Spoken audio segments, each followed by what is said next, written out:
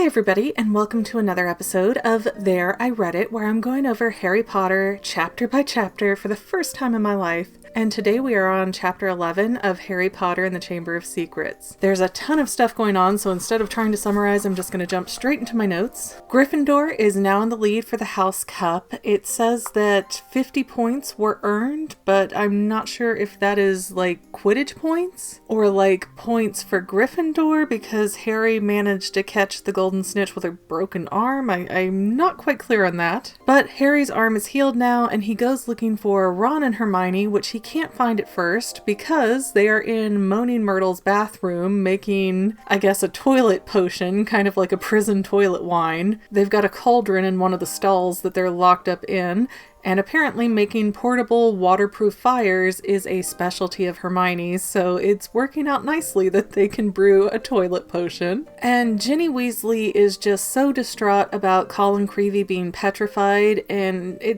Fred and George really, they want to help her. Like, we see that they care about her, but they have no idea what to do. So instead of talking to her or giving her space or doing anything practical, they decide to keep covering themselves in either fur or boils and then jump scaring Ginny. Like, that's gonna make her feel better. Boys are weird. Then Neville makes a remark where he says they went for Filch first, talking about whatever the monster from the Chamber of Secrets is. And that makes me wonder, was the monster trying to get Filch and Mrs. Norris just got in the way? Or are Filch and Mrs. Norris just connected in such a weird way that the monster thought Norris was Filch? I don't know, it seems like an issue up for debate, at least at this point. Maybe later in the book they'll explain. And now it is the second week of December and the Polyjuice potion is only half finished, but McGonagall is going around trying to figure out who's going to stay for Christmas break and who's going to go home. And it turns out that Ron, Harry, Hermione, and Draco are all going to stay at Hogwarts for the holidays, which they think it's suspicious that Draco's staying behind. But to finish the Polyjuice potion, they still need two really rare ingredients that they know Snape has hiding in his little chamber there. So Harry has to create a distraction with a filibuster firework, and he uses that firework to explode Goyle's swelling potion, which makes everybody have,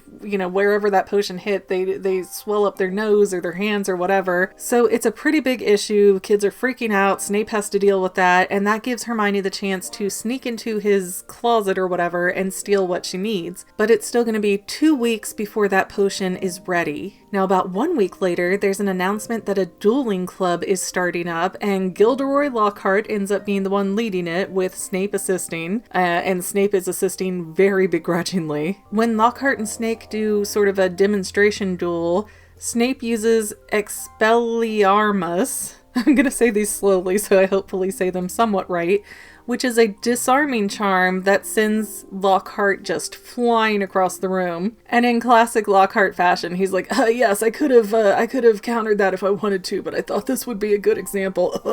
I'm dying. And then for whatever cockamamie reason, they decide to let all the students pair off and have them all duel together at the same time, which does not sound like a smart thing to do for their first duel attempt. And Snape intervenes and ends up putting Harry and Malfoy paired together, and Malfoy cheats, and instead of 1 2 3 duel, he goes 1 2 and flicks the Expelliarmus charm at Harry, and it hits Harry. That annoys him, so he retaliates with Rictu Simpra, which is a tickling charm, and that also annoys Draco, so he uses Tarantalegra, which is a dancing charm, I guess.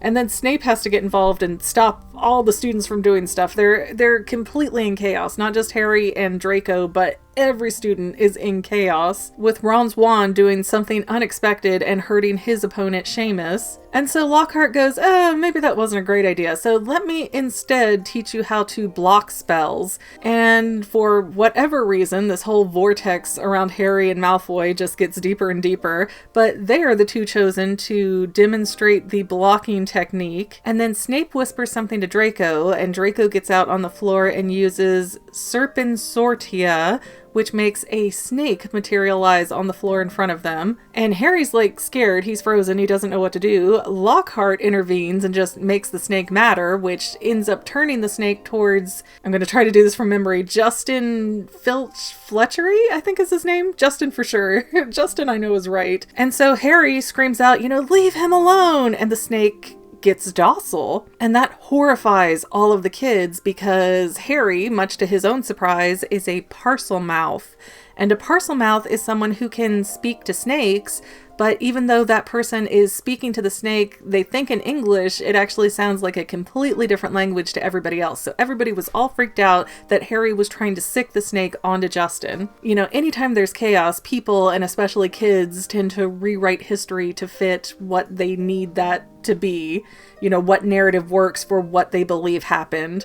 And that certainly seems to be the case here because Harry's really frustrated that he's getting blamed at all for something he had nothing to do with, which was, first of all, creating the snake, second of all, turning the snake on Justin, and third of all, being told he was trying to hurt Justin when he was trying to call the snake off. But it turns out that parcel mouth is a big deal because not a lot of wizards can do that.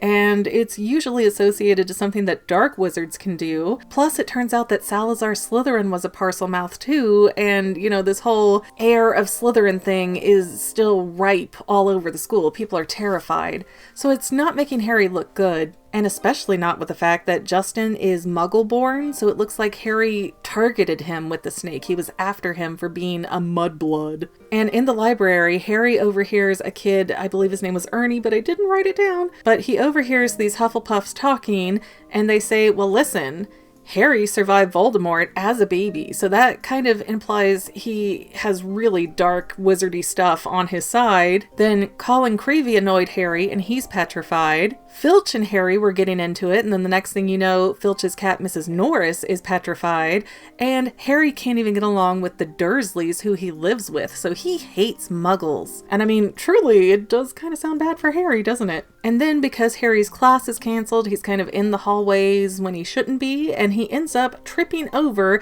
a petrified Justin. And then just above him is a nearly headless Nick, who is now smoky and black and petrified as well. Nobody even knows what to do for a petrified ghost. There might not be a good cure. And Harry considers for a moment just running away and not reporting it because he doesn't want to get blamed for something he didn't do.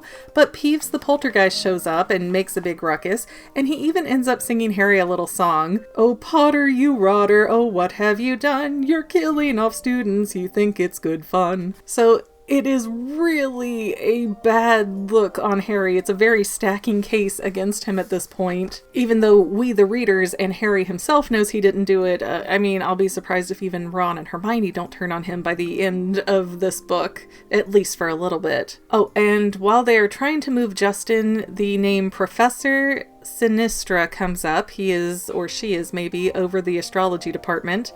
And at this point, I'm going to assume that voice that Harry keeps hearing that no one else does is going to be snake related, since the snake issue seems to be such a big deal right now. Again, I can kind of remember-ish from the movies, but it's so hazy.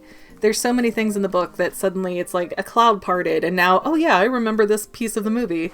But it's not working the other way around. Like, I'm having trouble remembering how the movie went without reading the book. But we've got some serious drama brewing, and I'm kind of excited to see where this goes and what happens next. I mean, it really is a lot of circumstances stacking up against Harry, and Hermione's even thinking that, hey, Salazar Slytherin was alive 1,000 years ago, so you could be his descendant. Like, nobody can know. But we'll just have to wait for the next chapter to see what happens. Anyways, guys, I'm gonna thank you so much for watching today. Remember to subscribe and tune in next week for the next chapter of this book. And other than that, we'll see you next time, family members.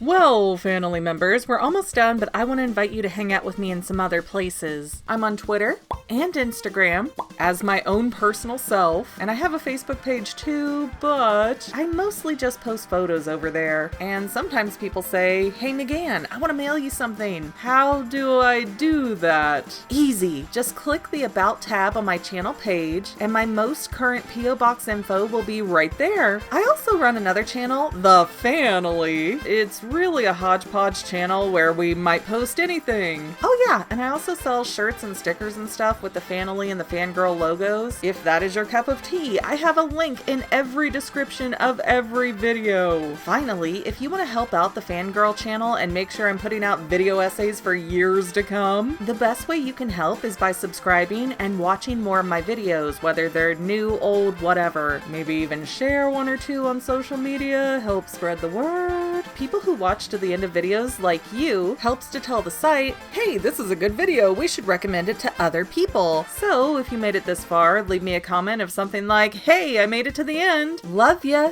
See you next time, family members. Bye.